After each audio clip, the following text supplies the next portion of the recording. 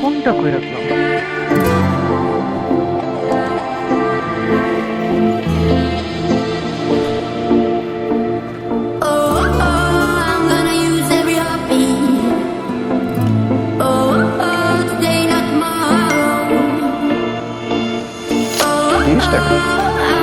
আমাদের পুতুল ম্যাচের কথা মনে আছে?